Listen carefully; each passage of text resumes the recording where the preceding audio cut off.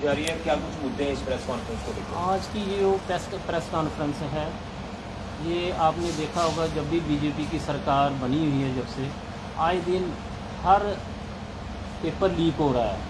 आपने नीट के एग्ज़ाम देखे, आपने हमारे जम्मू कश्मीर में यूनिवर्सिटी के एग्ज़ाम देखे, आपने देखा इधर की गढ़वाल में पेपर लीक हुए। और आए दिन जो पेपर लीक हो रहे हैं, जो स्टूडेंट्स के साथ अत्याचार हो रहा है, जो स्टूडेंट के साथ खिलवाड़ हो रहा है, आज उसके लिए हमारी इंदु पवार जी, एक्स एमएलए और सीनियर कांग्रेस लीडर जो हमारी सांबा की इंचार्ज हैं, कोऑर्डिनेटर हैं, वो आज आपको ब्रीफ करेंगे उसके बारे में। जी मैम बताइए।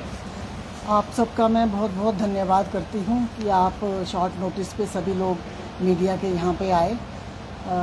आप जैसे कि जानते हैं कि नीट के छात्रों का भविष्य जो है उसको लेकर देश चिंतित है। ये अत्यंत गंभीर है। हमारी प्राथमिकता पहले बनती है कि हम निष्पक्ष, पारदर्शिता और तनाव मुक्त शिक्षा व्यवस्था अपने युवाओं को दें, ताकि युवाओं का जो भविष्य है वो सुरक्षित रहे और उनका विश्वास शिक्षा व्यवस्था पर बना रहे। आज के दौर में बीजेपी जो है उसके वक्त में जैसे आप देखें कि बहुत शिक्षा व्यवस्था जो है बहुत दबाव डाल रही है।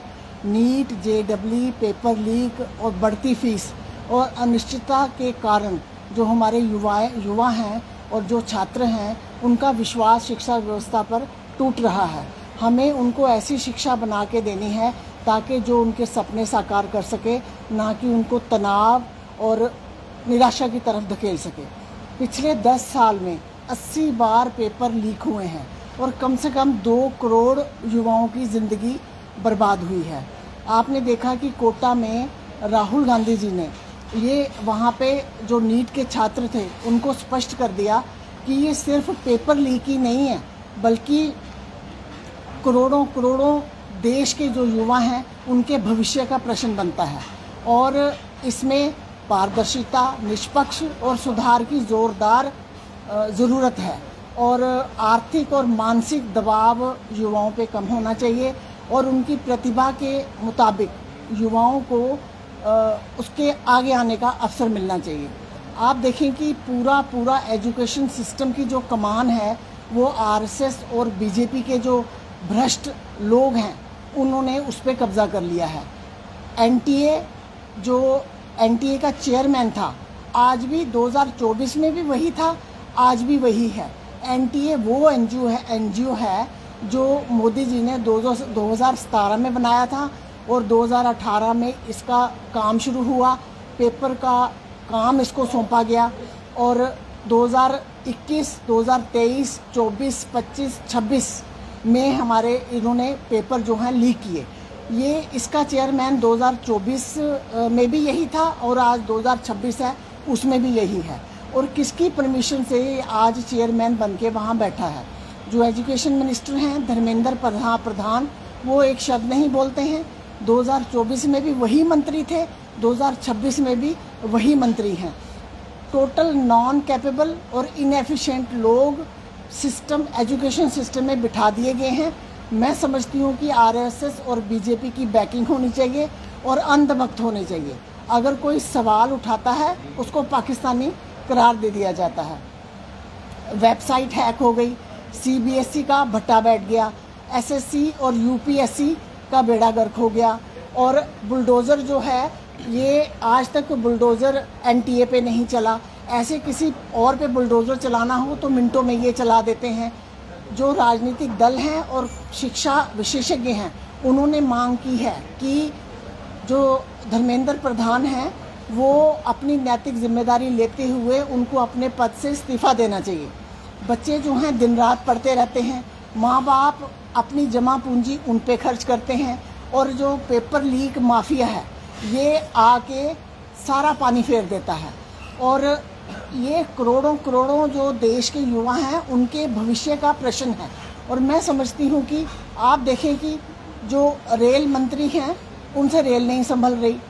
अगर इलेक्शन होती है तो वो स्पेशल ट्रेन चलाते हैं, अगर एग्ज़ाम होता है तो इकलौती ट्रेन को भी समय पर वो चालू नहीं कर पाते हैं। 600 से ज़्यादा ट्रेन में एक्सीडेंट हो चुके हैं। जो निर्मला जी हैं उनसे महंगाई कंट्रोल नहीं हो रही, लोगों की कमर तोड़ने पे लगे हुए हैं। और आप देखें कि जो गडकरी जी हैं, जो वो सड़कें बना रहे हैं, उनकी सड़कें दूसरे दिन दम तोड़ रही हैं, और उनको सही करने के बजाय वो पेट्रोल पे इथेनॉल मिलाने में जुटे हुए हैं। कृषि मंत्री किसानों को एमएसपी नहीं दे रहे हैं। इनको क्या फ़र्क पड़ता है? लोग मरते रहें, लोगों की ज़िंदगी बर्बाद होती रही, इनको कोई फ़र्क नहीं पड़ता। मैं समझती हूँ कि मोदी जी का नारा अब सबका विकास सबका विनाश, ना मैं पढ़ूंगा ना मैं पढ़ने दूंगा। इन्होंने, मोदी जी ने पेपर लीक दबादब हो रहे हैं और ये विश्व गुरु बनने चले हुए हैं, और इन्होंने पूरे देश में ये देश घूम रहे हैं, मेलोडी बांट रहे हैं। मैं समझती हूँ कि कांग्रेस को युवाओं की चिंता है। राहुल गांधी जी के नेतृत्व में उन्होंने पूरे देश में कहा है कि हमें युवाओं का साथ देना है, और युवाओं की का जो युवा हैं वो हमारे देश के भविष्य हैं।